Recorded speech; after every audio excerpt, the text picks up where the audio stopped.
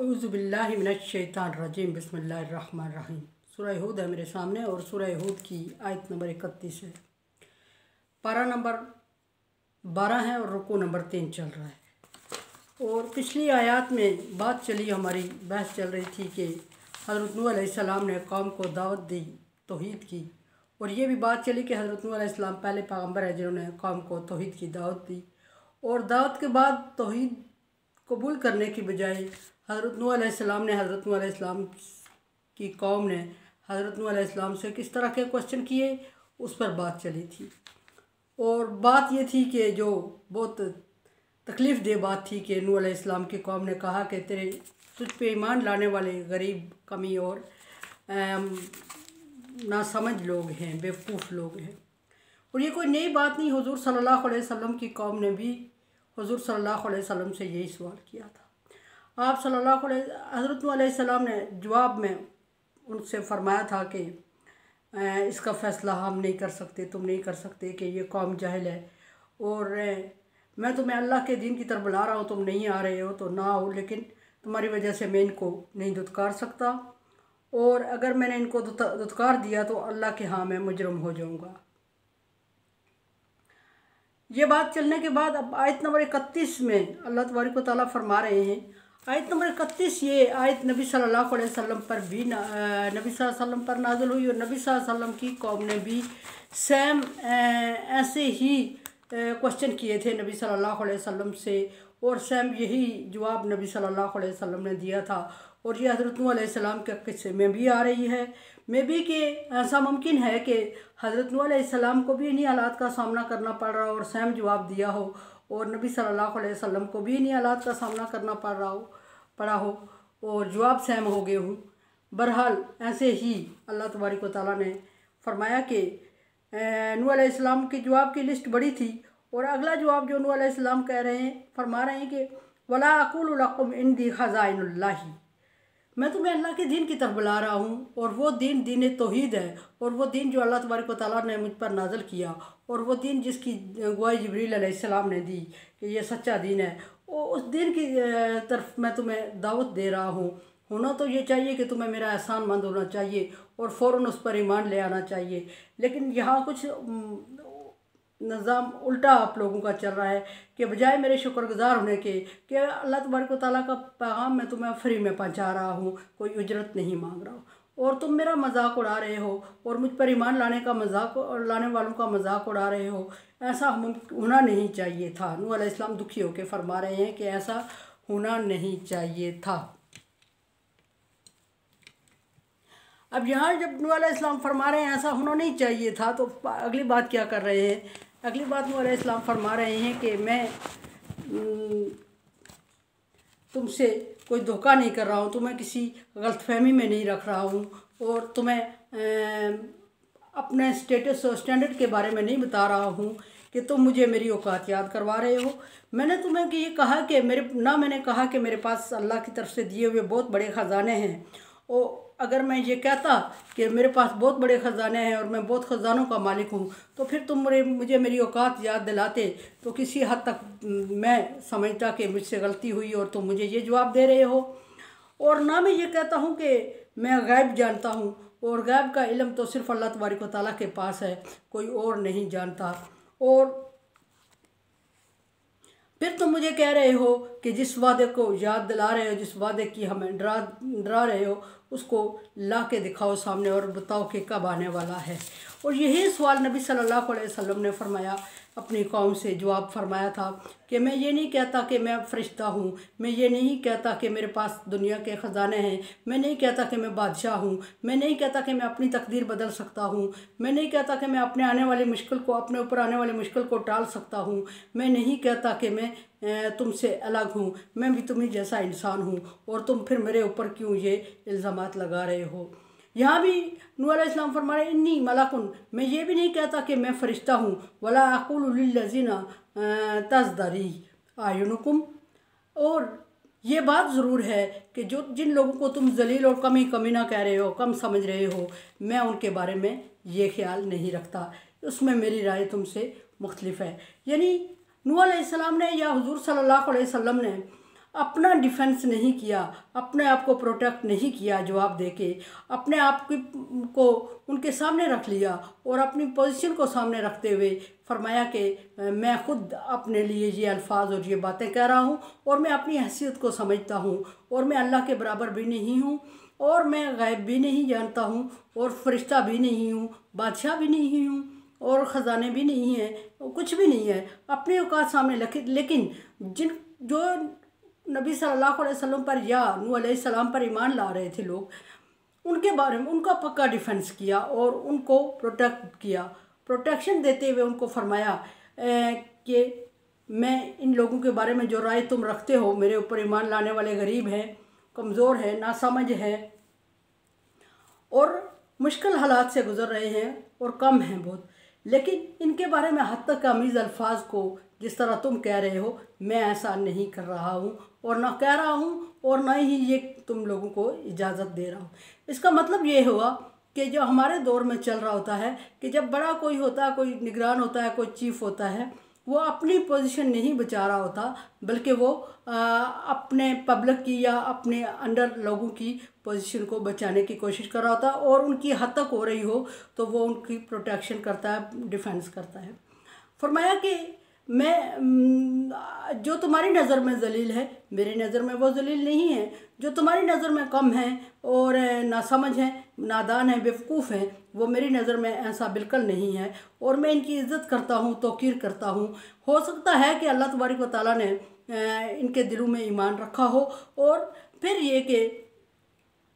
मुझे लग रहा है कि ये ईमान ला चुके हैं और मुझे लग रहा है कि ये अल्लाह तबारक व तआला के साथ मुखलिस है, मुझे लग रहा है कि दीन हक़ को कबूल कर रहे हैं। और अगर इन्होंने दीन हक़ को कबूल ना किया तो अल्लाह तबारक व तआला ना कर रहे हूँ, मुझे धोखा दे रहे हूँ, तो अल्लाह तबारक व तआला के नज़दीक ये मुजरिम है और इन्हें हिसाब देना पड़ेगा। और अगर दीन इस्लाम को कबूल कर लिया तो अल्लाह तबारक व तआला इनकी ज़रूर मदद करेगा और इनको अजर देगा और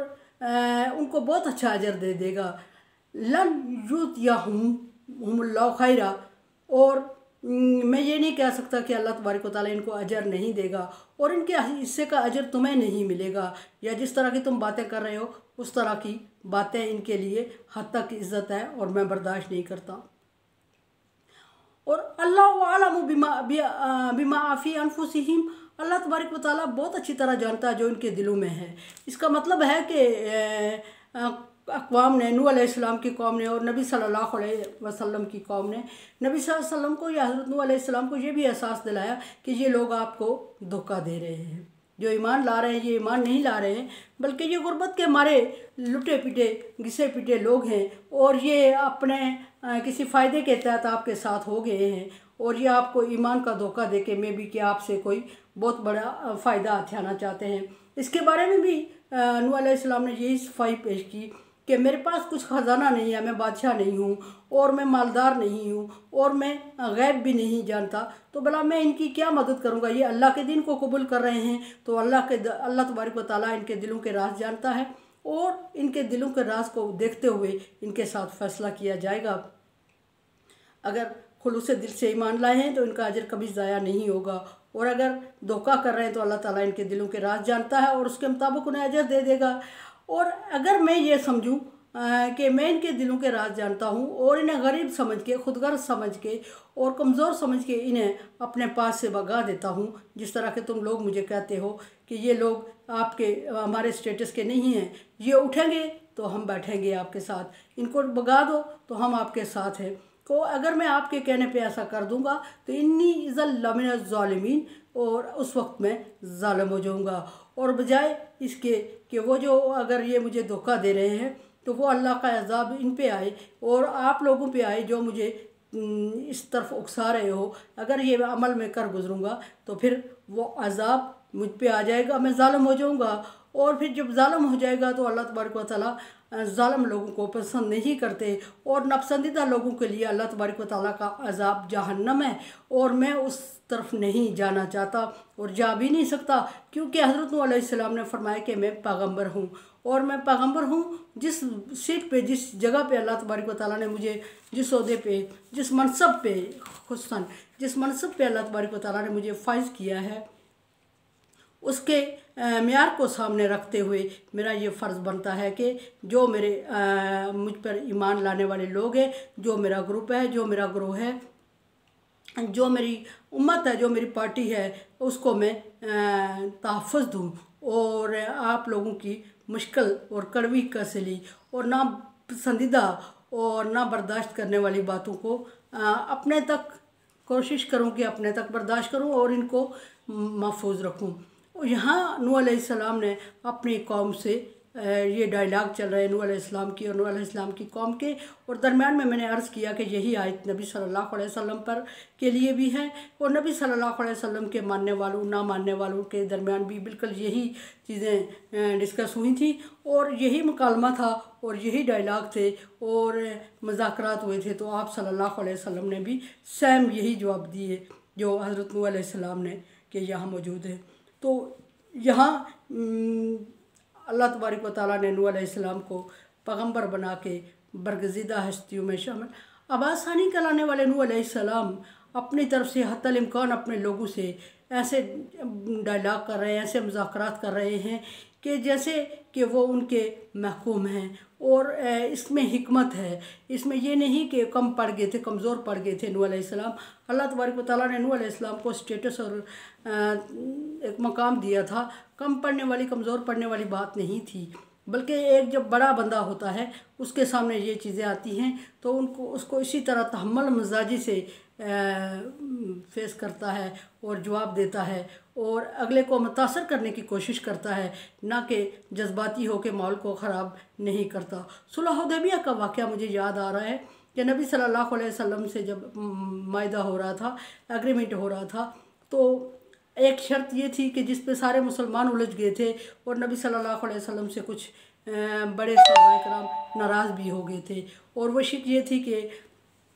मक्के से कोई मुसलमान मदीने जाएगा तो उसको फ़ौरन मदीने वाले वापस करने के पाबंद होंगे, लेकिन जब मदीने से मक्के आएगा तो उसको वापस नहीं किया जाएगा। बड़ी मोटी सी बात थी, लेकिन चूँकि अल्लाह तबारक व तआला की तरफ से होता है कि अल्लाह तबारक व तआला ने उस वक्त सहाबाए कराम के दिमाग में नहीं डाली और सहाबाए कराम नबी सल्लल्लाहु अलैहि वसल्लम से रंजीदा हो गए और अर्ज़ करने लगे कि या रसूल अल्लाह, आप तो बिल्कुल दब ही चुके हैं और दबाव में आके इनसे एग्रीमेंट कर रहे हैं। लेकिन बाद में वही आप सल्लल्लाहु अलैहि वसल्लम को चूँकि अल्लाह की तरफ से वही थी या इल्क़ा था, जैसा भी था, आप सल्लल्लाहु अलैहि वसल्लम फ़ैसला कर गुजरे, सहाबा की नाराज़गी को मद्देनज़र नहीं रखा क्योंकि उस वक्त वो चीज़ें वजाहत करने का टाइम भी नहीं था। और बाद में ऐसा हुआ कि वो चीज़ बिल्कुल सामने और आसान लगने लगी कि जो मुसलमान मक्के गए, हिजरत करके मदीने से भाग के मदीने से मक्के गए, उन्होंने वहाँ जाके इस्लाम का प्रचार किया और इस्लाम बहुत तेज़ी से फैलने लगा पहले की निस्बत। और जो मदीने आए, मदीने वालों ने उनको वापस कर दिया। वो भी चूँकि मुतासर होके गए और उन्होंने भी जो वापस होने तक जो टाइम मदीने में गुजारा और वो उससे मुतासर हुए, उन्होंने जाके दीन इस्लाम की मदद की चूँकि वो मुसलमान हो चुके थे। तो ये बहुत हिकमत भरी बातें होती हैं क्योंकि अल्लाह तबारक व तआला हकीम है और वो हिकमत से बात डालता है, फ़ैसले डालता है अपने पैगम्बर के दिमाग में और उनसे वो फ़ैसले करवाता है जो हिकमत से भरे हुए हो। और मोमिन से भी अल्लाह तबारक व तआला ऐसा ही रवैया रखता है, पैगम्बर की निस्बत ज़रा कम, लेकिन होता वही है कि हिकमत से काम करने का आदी है और हिकमत सिखा देता है। और जिसको अल्लाह तबारक व तआला हिकमत सिखा देता है उसको बहुत बड़ा ख़जाना सिखा देता है। मेरे चैनल को आप सब्सक्राइब कर रहे हैं, thank you so much. Like dislike as you like. दुआ की उम्मीद रखती हूँ, ला खौफुन अलैहिम वला हुम यहज़नून में कर दे अल्लाह ताला, और कोरोना वायरस से बचने के लिए एहतियाती तदाबीर और वैक्सीनेशन करवा दें। और सबसे बड़ी वैक्सीनेशन इस्लाम और ईमान है हमारा। ईमान मजबूत रखें और दुआ करें अल्लाह तबारक व तआला से और खुलूस नीयत के साथ, और एहतियाती तदाबीर को ज़रूर अपना लें। ये ईमान इस्लाम का हिस्सा है, दीन का हिस्सा है, कोई नई बात नहीं है। अल्लाह हाफ़िज़।